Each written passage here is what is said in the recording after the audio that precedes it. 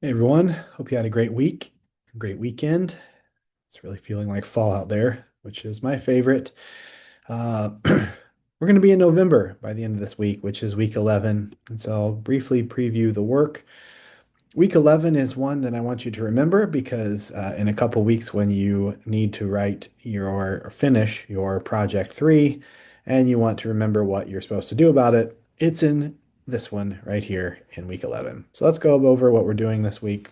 You do have two graded assignments, a reading quiz, which we'll go over here in a second, and then the discussion board on problem solution brainstorming, which I'll talk about as well.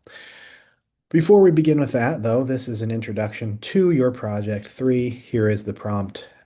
What you're going to do is you're going to write a problem solution essay that addresses a problem or issue within your chosen discipline. So we're continuing with that theme. A problem solution essay is a type of informative and persuasive writing that presents a specific problem and proposes a possible solution or solutions. It requires sound critical thinking, thorough academic research, and a clearly demonstrated understanding of both the problem and the proposed solution. This type of essay is highly relevant to your academic and professional life, as identifying and solving problems is a key skill in many disciplines and careers. You can demonstrate the depth of knowledge in your field, awareness of current issues within the field, and creative problem-solving abilities as a field practitioner by mastering the skills necessary to write this essay.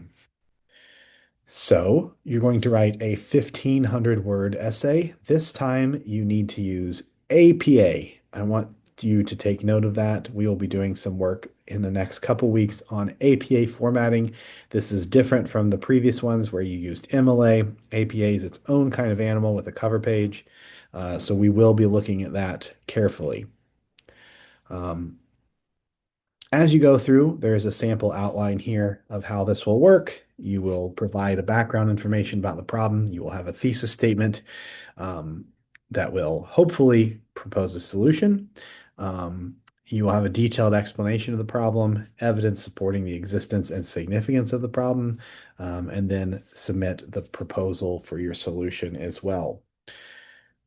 I would really highly encourage you to read this solution, The Problem of Adjunct English Teachers at Community College, um, which is near and dear to my heart, of course, as a good sample essay as well. So that is project three. It is located here. What you're going to do for this week, however, is a reading quiz, and you have three readings that will be specific to that. And so I want you to make sure you're reading these reading assignments and then taking the quiz. Um, and then you have a couple things on defining problems and proposing solutions. There's a video here, and then a guide for crafting a research or problem question that you need to read as well. And so then the discussion board, which is the second part of this week, is where you're going to really start working and diving in on that project. So you want to identify a problem. So reflecting on your experiences thus far within your discipline, think about if there are any challenges or issues that have stood out to you. You can also do a quick, search for these. You're going to identify one specific problem that you find compelling. If you are struggling to identify problems that are specific to your discipline, ask ChatGPT. Give you some examples, right? So, what are some problems related to the field of X? And they will spit out some answers.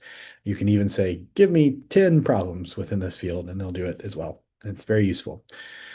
And then you'll research the problem. So after you've figured out what you want to study, you're going to go ahead and research that further with preliminary research. So existing literature, studies, and articles on that. And then think about potential solutions, right? And the one thing is, there are probably solutions that already exist out there. You don't have to necessarily reinvent the wheel here. Pick one you like and elaborate on it. All right. And so that is the first part of it. And then you'll respond to two peers by the end of the week. And so that's it for this week. Again, bookmark lesson 11 as it is where project three exists. And have a great week.